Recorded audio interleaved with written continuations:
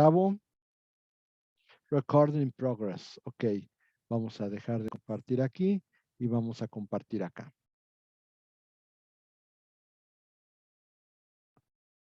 Ok. Muy bien. Andamos por aquí.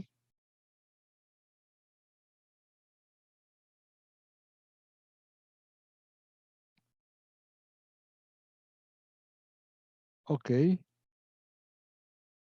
Competencia en actos procesales. Esta es la que vamos a iniciar. La competencia de actos procesales está en los artículos 557 y 558 del Código Federal de Procedimientos Civiles. Técnicamente, aquí la situación está en que para tramitar actos procesales, voy a pasarlos por acá para que podamos ver las diapositivas. Acá arriba. Ahí está. Muy bien. Lo que se requiere es que se lleven a cabo con la ley del domicilio del juez del domicilio competente. Dicho de otra manera, si es, es notificación, perdón, si es notificación, citación, emplazamiento, pues tiene que ser el domicilio de la persona a la que se va a notificar, citar o emplazar. Y en este orden también, si se requiere alguna actuación por parte de del juzgado, pues aquí lo que tendrá que ser es en donde se encuentren las personas que van a rendir la prueba, ya sea donde está el perito, o bien donde está el testigo, o bien donde está la persona que va a hacer, va a desahogar la confesional o la declaración de parte. Obviamente también debe de ser notificada si es por alguna institución por parte del Estado mexicano o Secretaría de Energía o cualquier otra Secretaría de Estado, pues tiene que ser forzosamente en Tribunal Federal como corresponde en esos casos. El siguiente punto es la recepción de pruebas. Obviamente, cuando se hace la recepción de pruebas, con la situación que hemos comentado de que tiene que ser notificada en el lugar donde está el testigo o el que va a rendir declaración de parte o el perito, pues aquí prácticamente lo que te dicen es que se tiene que utilizar el Servicio Exterior Mexicano como autoridad central. Para tramitación de cartas rogatorias, en este sentido, se tiene que llevar a cabo la recepción por parte de la Secretaría de Relaciones y sobre todo algo muy importante que deben de prepararse las pruebas para desahogo directo, no pueden mandarse interrogatorios ni nada por el estilo. Ahora, la limitación de exhibición de documentos, si un juez extranjero quiere que alguna autoridad de México exhiba documentos, pues la única limitación que se tiene es que los documentos deben de estar en archivo público. Dicho de otra manera, el registro civil, actas del registro civil, sí se puede. Constancias del registro público de la propiedad o del registro público de comercio, sí se puede. Del registro público marítimo nacional, también se puede. Del registro aeronáutico, también se puede. Lo único que no se puede pedir para los jueces extranjeros son documentos que no estén dentro de la clasificación de archivo público. Dicho de otra manera, Banco de México, Secretaría de Hacienda, Secretaría de Gobernación, no pueden agregar documentos que obren en sus archivos porque son, perdón por la expresión, pero prácticamente top secret. Ahora, y como no son públicos, pues no se puede pedir ese tipo de situaciones. Por ejemplo, no se pueden obsequiar que se exhiban registros de patentes o de marcas, aun cuando sean jueces extranjeros, porque estas certificaciones de marcas o patentes se entiende que están recibidas y están manejadas en México bajo la protección de la autoridad, en este caso el registro de propiedad industrial. Tal vez te puedan dar una certificación o una constancia, sí, pero no te pueden proporcionar copia de todo el expediente del registro de patentes o marcas. Los declarantes tienen que ser interrogados verbal y directamente en términos del Código Federal de Procedimientos Civiles. Sobre todo, algo muy importante, se tiene que probar que las preguntas están relacionadas con el proceso y que siempre exista una constancia de que se pide petición de parte o de juez exhortante. Los servidores públicos pueden rendir sus declaraciones por escrito, aun cuando se vayan a rendir esas declaraciones en el extranjero, y tienen que acompañarse con las constancias que les pidan los jueces que tramiten la recepción de las pruebas. Eso es lo que se refiere a pruebas, en recepción de pruebas. Ahora, competencia en materia de sentencias, que son del artículo 564 al 568, pues aquí vamos a volver a repetir un poquito lo que vimos en competencia directa. Es decir, va a tener que buscarse el reconocimiento de la sentencia, sobre todo el reconocimiento de la sentencia basados en que el juez que la emitió en verdad tenía competencia para dictar la sentencia. Obviamente, aquí se tienen que apelar a circunstancias especiales, como podría ser el hecho de que la sentencia haya sido dictada con el fin de evitar denegación de justicia, lo cual hace que pensar que pues no es una sentencia muy bien pensada. También que si el juez extranjero asumió la competencia en casos análogos, en casos especiales para evitar la denegación de justicia, pues hay que tomar en consideración una cosa, que el juez mexicano pueda en un momento dado decir, no, tú no eres el competente para asumir la competencia es por juez mexicano y por lo tanto asuma la competencia del asunto que le están entregando de la sentencia. También en alguna cuestión, pues cuando hay un acuerdo entre partes para aceptar la sentencia de un juez que es de tipo privado, lo que entendemos nosotros como arbitraje, la elección no implica de este impedimento de negación de acceso a la justicia, simplemente tú quisiste que lo llevaran ante árbitros y por lo tanto debe de ser aplicable y debe ser ejecutable la sentencia. No se considerará válida la cláusula convenio de elección de foro cuando la facultad de la elección opere a beneficio de uno de las partes y no de todas. Esto es el establecimiento de una competencia arbitraria. Y por último, los tribunales nacionales, señores, tendrán competencia exclusiva para conocer de los siguientes asuntos. Y aquí sí tenemos que tener mucho cuidado porque muchos de estos casos se pueden perder en algún momento. ¿Cuáles son los asuntos de competencia exclusiva? Primero, tierras y aguas ubicadas en el territorio nacional, incluyendo el subsuelo, espacio aéreo, mar territorial y plataforma continental, ya sea que se trate de derechos reales, de derechos derivados de concesiones de uso, exploración, explotación o aprovechamiento o de arrendamiento de dichos bienes. Aquí lo que implicaría es que si tomamos esto con una interpretación amplia, entonces se supone que todos los bienes inmuebles e incluso todos los bienes muebles tendrían que ser manejados ante el juez nacional. Pero se entiende que todo esto que es la propiedad originaria de la nación, ningún juez extranjero puede hacer alguna resolución sobre estos aspectos porque son propiedad del territorio nacional. El segundo punto son los recursos de la zona económica exclusiva o que se relacionen con los derechos de soberanía sobre dicha zona en los términos de la Ley Federal del Mar. Por obvias razones, también son propiedad de México y por obvias razones no pueden ser juzgados por otros jueces. También tenemos los actos de autoridad o atinentes al régimen interno del Estado y de las dependencias de la Federación y de las entidades federativas. Esto tiene una razón de ser. En México, cuando hay un acto de autoridad que pueda vulnerar los derechos humanos, ¿a qué tenemos que acudir? A algo que se llama juicio de amparo. Y por lo tanto, no podríamos aceptar de ninguna forma que llegue un juez extranjero a decirnos, es que el impuesto está mal planteado o está mal puesto, o está mal fijado o tiene algo de estos defectos. ¿Por qué? Porque el juez extranjero no es autoridad.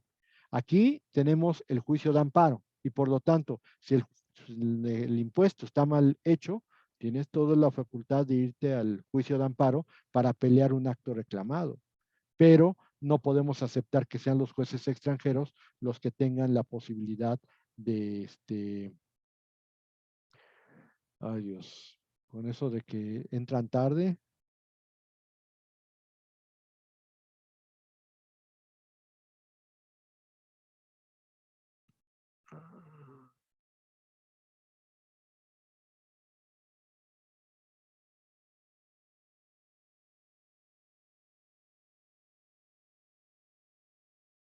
pues dice que entró y después se fue.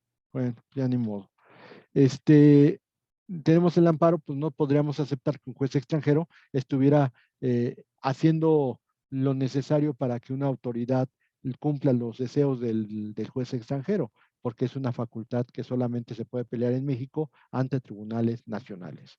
Y el último punto es el régimen interno de las embajadas y consulados de México, que en el extranjero y sus actuaciones. Por obvias razones, en este caso, pues el régimen interno de las embajadas y de los consulados es una actividad que solamente empata o solamente compete a los tribunales nacionales. Y el artículo termina con ese dispositivo que deberían de ponerle letras de oro en alguna parte, en los casos en que lo dispongan otras leyes. Esa es la competencia exclusiva. Dijimos que íbamos a comentar que esa competencia exclusiva existe, esa competencia exclusiva se da. Y entonces aquí tenemos los casos de competencia exclusiva. Ahora,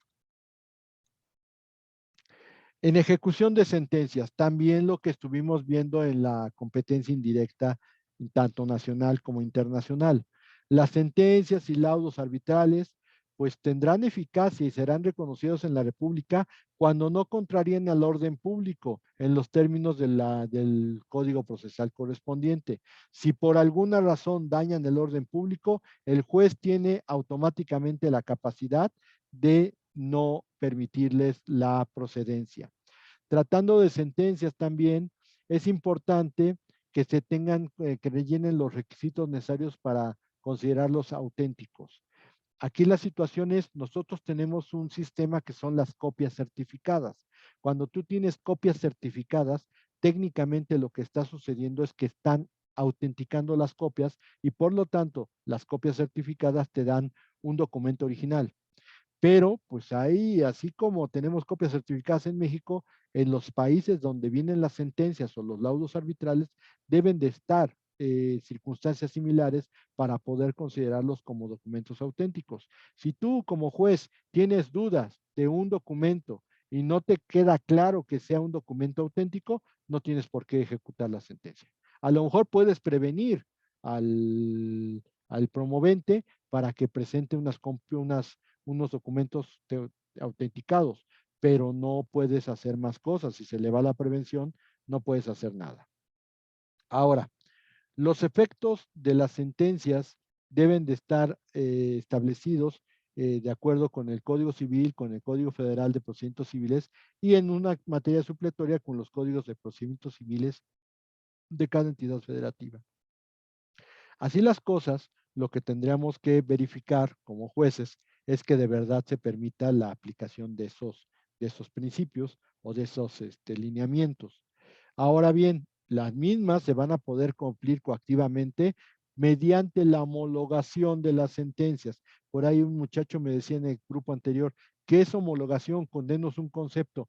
No puedo darles un concepto como tal, pero lo que implicaría la homologación es que el juez está dando su autorización para considerar a esa resolución, como algo que él emitió, esa homologación. Aquí la situación es que si el juez reconoce la competencia del juez que la emitió y le da efectos ejecutorios, prácticamente lo que está sucediendo es que le está homologando. Otro caso que podría yo comentarles es que antes, ya lo quitaron, porque antes el notario no tenía facultades para inscribir la escritura en el registro público de la propiedad. Entonces, lo que pasaba cuando el notario hacía la escritura pública es que se tenía que homologar y el juez tenía que darla por buena para poder permitirle inscribir en el registro público de la propiedad. No le estaba dando efectos o no le estaba certificando, no le estaba validando, sino que técnicamente la estaba reconociendo como suya y estaba ordenando la inscripción. Afortunadamente, ese trámite se quitó cuando se le dio a los notarios la facultad de que las escrituras públicas, aunque fueran mercantiles, las podían llevar a inscribir y entonces se acabó el procedimiento de homologación en ese sentido. Pero es estrictamente lo mismo la homologación de las sentencias a la homologación de las sociedades cuando tenían que llevarlas a registrar. Obviamente las sentencias y laudos extranjeros para tener fuerza de ejecución necesitan satisfacer los requisitos de los exhortos de acuerdo con el Código Federal de Procedimientos Civiles, que no hayan sido dictados como consecuencia del ejercicio de una acción real, porque la acción real implica que tiene que ser el juez del domicilio del inmueble. Por lo tanto, ahí fácilmente pueden decir los jueces, no te puedo dar procedencia a la sentencia extranjera porque eso le tenía que llevar el juez del lugar donde se encuentra el bien inmueble. También deben de cumplir con las reglas para el reconocimiento de la sentencia, que eso viene en el Tratado sobre Reconocimiento y Eficacia Extraterritorial de las Sentencias y Laudos Arbitrales Extranjeros. Todo eso lo tiene que revisar el juez, que tenga el carácter de cosa juzgada. Ahí yo había comentado, en Estados Unidos, en algunos estados, no en todos, en algunos estados sí existen controversias con qué es cosa juzgada. Y yo tendría que comentar que técnicamente, porque me decían, bueno, ¿y qué cuando no es cosa juzgada? Pues tú como juez eres el que vas a tener la voz mandante. Si a ti te parece que no hay un criterio, no hay una forma de poderle atribuir definitividad a la sentencia, pues tendrás toda la facultad para decir no voy a ejecutar la sentencia. ¿Por qué? Porque simplemente ejecuto y después me sales con que no, que tengo que modificarla porque no había cosa juzgada, pues entonces lo único que va a suceder es que nada más me vas a tener ejecute y ejecute y ejecute cosas cuando en realidad no te debía haber ejecutado ni siquiera la primera. Por eso la cosa juzgada es importante cuando se vayan a ejecutar sentencias. También que haya reciprocidad internacional y que se cumpla, que no se incumpla el orden público mexicano y sobre todo el hecho de que dijimos de que no deba de existir un asunto pendiente entre las mismas partes ante tribunales mexicanos o que por alguna razón estén precedidos de conocimiento por tribunales mexicanos con la única condición de que la carta rogatoria ya esté en trámite ante la Secretaría de Relaciones Exteriores. No hay conexidad, pero sí tenemos que pelear primero en el tribunal mexicano antes de poder llegar al tribunal extranjero. Esas son las reglas para la ejecución de las sentencias extranjeras. Todo eso lo vimos en su capítulo correspondiente a la, este, a la competencia indirecta y a la cooperación judicial. Todo eso, pues está otra vez repetido aquí, no tiene mayor problema. El tribunal puede negar la ejecución si se probara que en los países no se ejecutan laudos o sentencias en casos análogos. Eso es lo que nosotros llamamos reciprocidad. También se debe acompañar al exhorto copia auténtica de la sentencia, copia auténtica de las constancias que acrediten que se cumplieron las condiciones de notificación personal, derecho de audiencia y cosa juzgada, las traducciones al idioma español que sean necesarias, si va a ser al viceversa, o sea, si ustedes van a ser los que van a mandar la notificación al extranjero, pues tiene que llevar la traducción del español al idioma donde va la carta rogatoria y que el ejecutante haya señalado domicilio para oír notificaciones en el lugar del tribunal de homologación. Para poder determinar ese tribunal de homologación, pues tiene que ser necesariamente el del domicilio del ejecutado o el de la ubicación de los bienes en la República. El incidente de homologación se abrirá con citación personal al ejecutante y al ejecutado, a quienes concederá término de 9 días para exponer defensas, el ejecutado por supuesto, y para ejercitar los derechos que les correspondieren. En caso de que se ofrecieran pruebas, se dejará una fecha determinada para desahogarlas y eso va a ser por cuenta del oferente, salvo razón fundada. Y en los casos, pues se te dará vista al Ministerio Público para que manifieste lo que a su derecho convenga. La resolución que se dicte será apelable en ambos efectos si se niega la ejecución o será apelable en efecto devolutivo para el ejecutado. Y por último, el punto aquí es que no se puede decidir sobre la justicia que decidió ya el asunto. Dicho de otra manera, sobre el fondo no volvemos a discutir. Eso ya quedó. Lo único que podemos seguir discutir y todo lo que quieran es sobre la ejecución. Y tus excepciones no pueden ser las que pusiste cuando se llevó a cabo el juicio. Tendrán que ser solamente sobre la ejecución. Nada más y solamente eso. Entonces, ahí tenemos la cooperación. Todas las cuestiones relativas a embargo, secuestro, depositaría, valor, remate y demás relacionados con la liquidación y ejecución coactiva de las sentencias, las resuelve el Tribunal de Homologación. Cuando ya se entregan dineros, pues la situación está en que los fondos que resulten del remate quedan a disposición del juez sentenciador extranjero para que decida cómo se van a dividir. Y por último, si una sentencia no puede ser ejecutada de manera total, puede hacerse de manera parcial. Terminamos ya nuestra primera sesión. Voy a cortarla para iniciar la segunda. Ahorita nos vemos.